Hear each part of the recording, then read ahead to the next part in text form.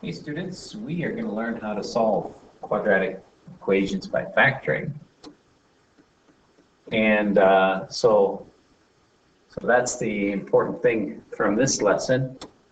Go ahead and do the review here and I'll check back with you and we'll get started on it.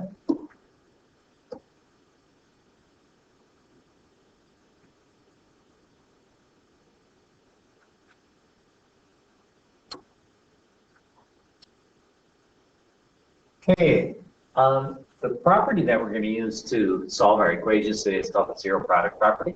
And I think you can understand this one.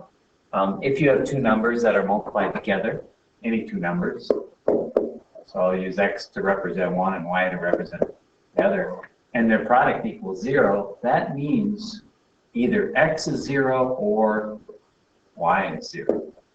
So that's the zero product property. So if this product, the quantity x plus 3 times quantity x plus 2 equals 0, then either x plus 3 must equal 0 or x plus 2 must equal 0.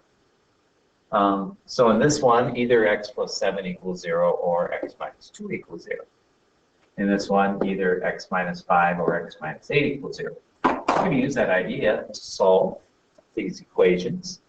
So this equation here is in factor form already, but by the zero product property, in order for this 2x plus 3 times x minus 1, in order for that to equal 0, one of these expressions has to equal 0. So we're going to write it out that either that equals 0 or that equals 0. And the value of x that makes this one equal to 0, I'll subtract 3 from both sides. So I get 2x equals negative 3, then divide by 2, and we get x equals negative 1.5. So negative 1.5 put in this expression would make that expression equal to 0. And no matter what this was, when I multiply it by 0, I'm going to get 0. Okay, so, and then our other one, that one's not too hard. Let's just add 1 to both sides and we get x equals 1. So putting a 1 right here would make this 0, and then it wouldn't matter what this is. When I multiply that by 0, it'll equal 0. So, so my solutions are x equals negative 1.5 or x equals 1. All right, you try that.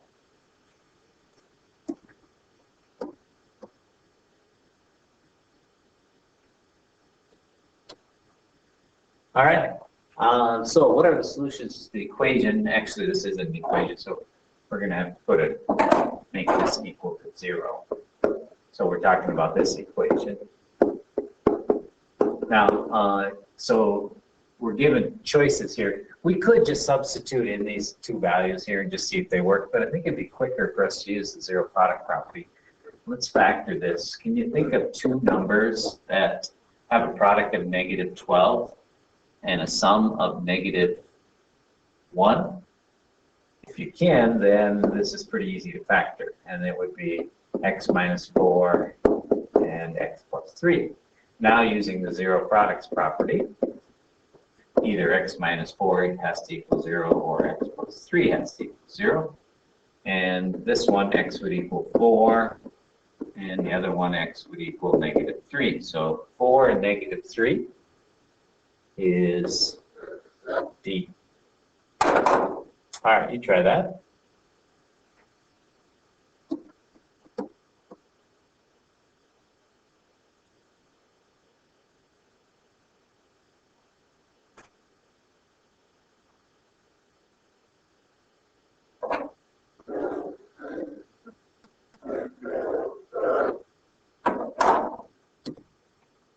All right, what are the solutions to this equation? Now, this one isn't, we can't use the zero product property if it doesn't equal 0.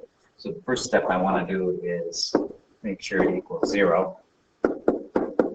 And to do that, I will have to add 4 over here and over here. So I get 3x squared plus 13x plus 4 equals 0. Now it's set to 0, and if I can find a couple factors that equal that, to do that I need two numbers that have a product of 12 and a sum of 13, and that would be 1 and 12.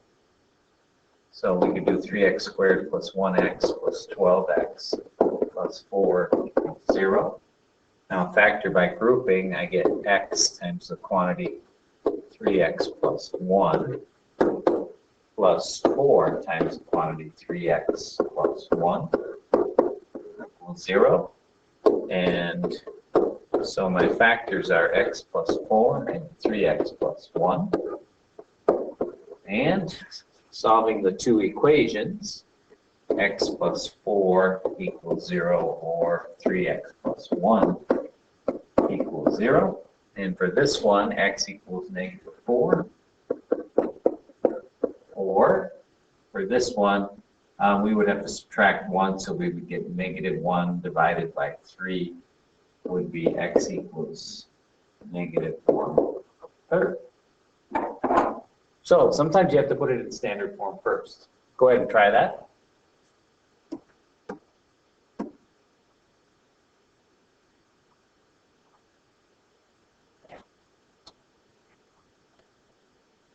All right, Jason has a patio of uniform width around the perimeter of his rectangular pool. The pool measures 22 by 12. If the area of the pool and the patio is 504 square feet, what is the width of the patio?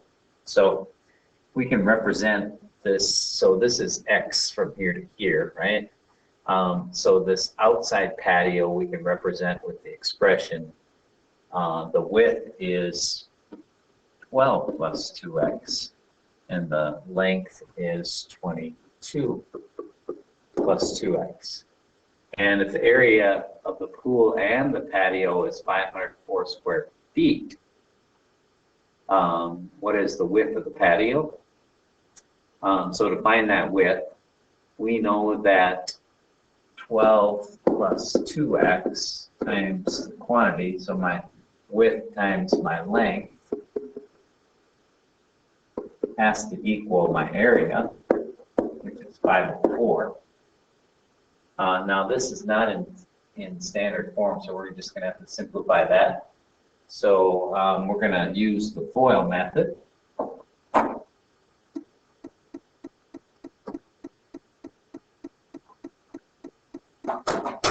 All right, so I use the FOIL method here, and so 12 times 22, that's 264. 12 times 2 times 22x is 44x, and then 12 times 2x is 24x, and when I add those together, I get 68x, and then 2x times 2x is 4x squared. Now to put this in standard form, I'm going to subtract 504 from both sides. So I have 264 minus 504. And I get negative 240 plus 68x plus 4x squared. Let's turn this around so it's in complete standard form here. Negative 240 minus 240 equals 0. Let's go ahead and factor out 4. And we get x squared plus 17x minus 60 equals 0. Now, to factor this, I need two factors of negative 60 that have a sum of 17. And I think that would be positive 20 and negative 3. So I'm going to do x plus 20, x minus 3. And so x is equal to negative 20. If I solve this one for 0, if I make that equal 0. And my other one, if I make that equal 0, x equals 3. Well, x can't be a negative number, so we'll just scratch that one.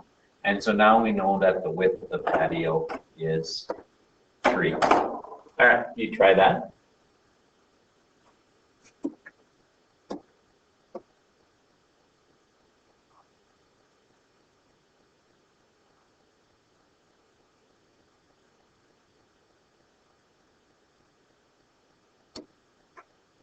All right, here we are to the lesson check. Go ahead and do that, and we'll talk about this next time we meet in class.